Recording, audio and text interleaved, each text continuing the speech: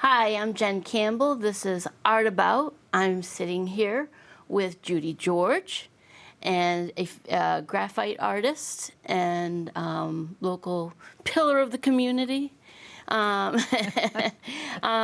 First thing that I want to discuss is this lovely start to a drawing.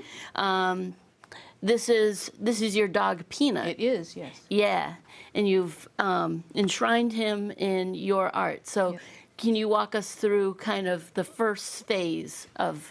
Yeah, so there's actually a phase a tiny bit before this, which would be actually just sketching.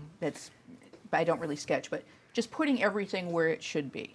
So this is just a little bit past that, where I started in some shading, but basically how I would start out is I use what's called a grid method. Okay. So I work in boxes, essentially, on my reference photo and then on my paper, and I do that because I'm a realist. My art's all realism, and I very much hyper-realism, and I concentrate on shapes, not objects. So you get thrown off if you're trying to draw an eye or something. A lot of times you get thrown off. So I draw shapes. So if I break it into small chunks, and then I start this process now, which is I'm putting in the details, and I always start with the background for a couple reasons.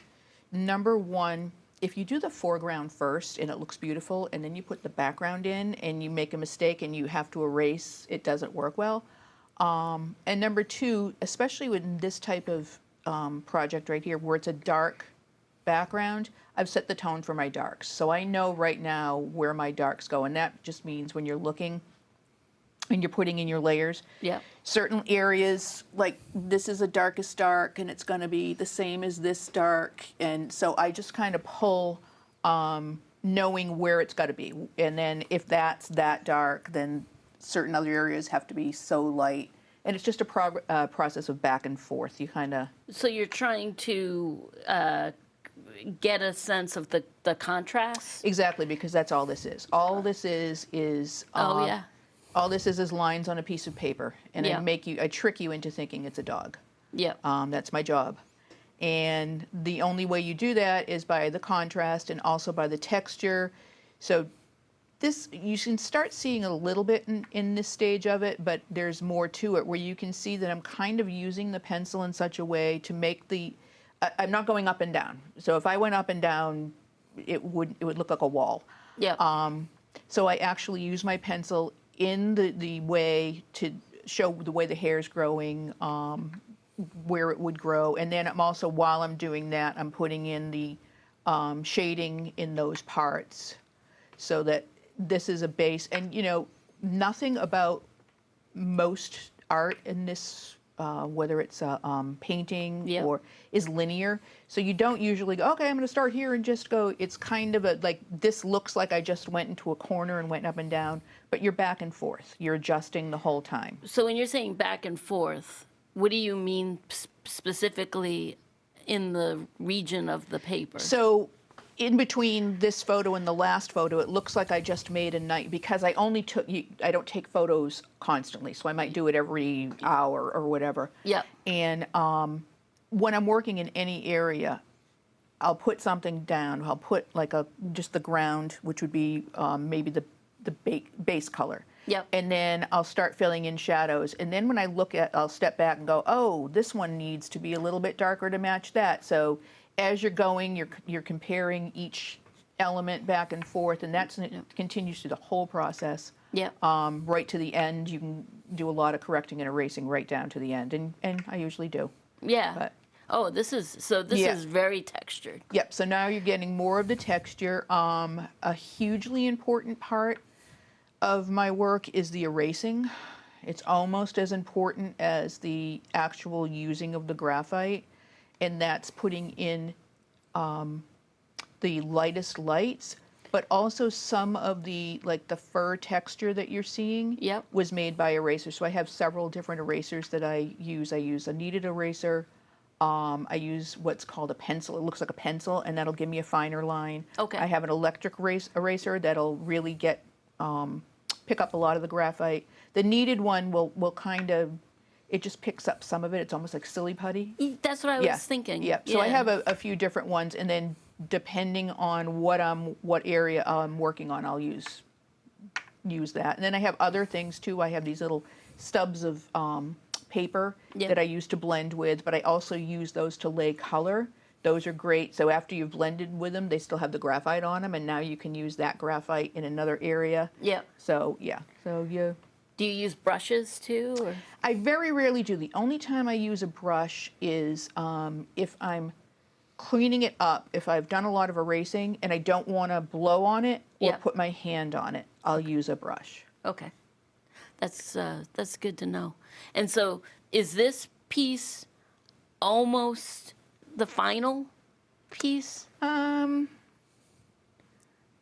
think there might be one, it might be the final that I took the picture of, but there would be a lot more going on in this whole back area, but it might be the last one I took a picture of. I'm not sure. Okay. Okay. But yeah, like I said, I don't do it for, usually I take pictures when I'm done for the day. Okay, Right. I'll take this picture. So. And the idea behind the photographs are to see your progress, or I like him to see my progress, and I also like him to see my errors. yeah. So the brain tricks you a whole lot, and sometimes you can't see things. So a lot of artists find that if you look at a photograph of your work, you see things differently, and you can pick up errors easily. Another trick that we use a lot of times is looking at things upside down. So you look at your reference and you look at the actual and the negative space. There's a whole lot of different things. But I find if I look on my phone, put it away, and then the next day don't even look at the actual piece, look at my phone, then if there's something, it comes right out at me if there's something that's not right. Something not right. Not right, yeah. Okay. Yeah. And then the process of not right, you have to remove with the erasers. Either remove it, or sometimes it's not even removing, it's adjusting things around it, because that's another thing that's really common, and I find that, like I do teaching, and I find that with my students all the time. They'll think there's something wrong, and they know it, and they'll think it's that corner of the eye. Yeah. And it really isn't. It's really the tip of the ear, just saying that. But because that is wrong, it's throwing off how it isn't correct. Yeah. And they can't identify where it is, and they think it's one spot, and it's actually another spot. And once they fix the ear, suddenly the eye looks great. So, you just learn over time. This has much more detail. I think that's the last one. Yeah. Yep. Oh, that's great. And I know you also try to highlight Beverly as a town with some artwork where we are focusing on places in Beverly, Lynch Park, the Falconer. Can you talk a little bit about what the intention is there? Well, it actually started with, it's kind of silly, but not, Lynch Park. So growing up, I knew I was going to be an artist. Like, it wasn't even knew I was going to be an artist. That was it. Yeah. I was always the weird kid.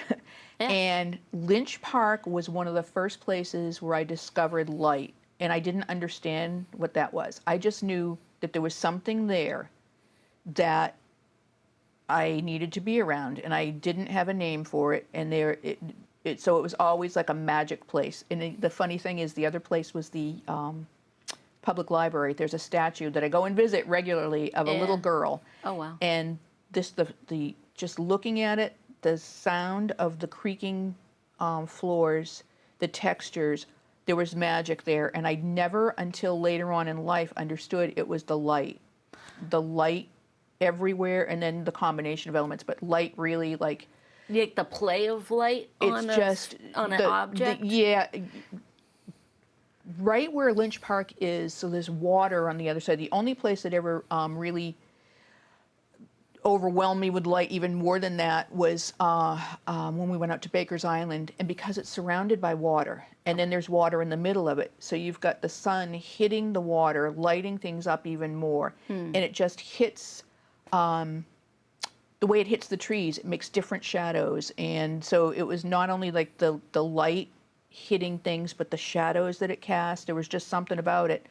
And then, like I said, later on, as I started understanding and I was drawn to certain art, and it, other people felt the same. And then I realized this is cool. Like, this guy can make me feel, this guy that's been dead 20 years can make me feel something. And Yeah. so that's when it was like, okay, sealed the deal for me. Yeah, So, you were in love with it. yep, Yeah. that was it. So, Let's look at another graphite art piece that you have. okay. So this is a portrait of David Bowie that you worked on. So do you approach a human portrait differently than, say, if you did an animal, or is it kind of just all the shapes and the same? Yeah, it's the same. It's all about shapes, relationships. It's more, to me, more science-based than, I'd love to say that I just sit around and feel artsy and do it, but it's more science-based.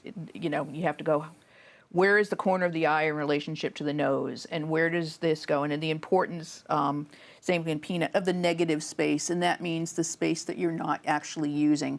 Does this negative part here look like the one in the reference photo? Does the cheekbone start halfway down, or does it start just above half? So it's measuring, going back and forth, Yeah. and it's the exact same approach. The only difference is if I'm doing an animal or a person, this is where like the kind of artsy stuff comes in. It feels different. So there's a difference. So you always get this little like thing going in your head of what it is. Peanut, and he's cute, and he's this and that. And if I'm doing something like this one, I might be, thinking about David Bowie, or I might be looking at his eyes and So it's just that's different, but the approach is the exact same. Interesting. Yeah. Yep. Wow. So I was wondering if you could describe for me, you have a great studio. You took me to your studio, and I was wondering how having that studio influences your actual process of creation.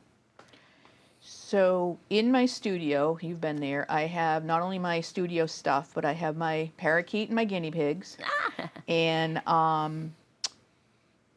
it's just like it's just home. Yeah. Like, that's home. That's where I want to be.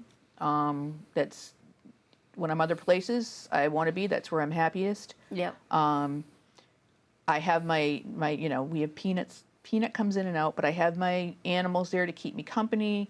Because a lot of the time when I'm working, it's very, very intense. Yeah. So, and I don't mean intense in this horrible way, but it's just you're concentrating and when I do stop, there's the parakeet and there's the guinea pigs, and you go from this hugely intense, really thoughtful place to, so it's just a good balance, and it's just where I want to be.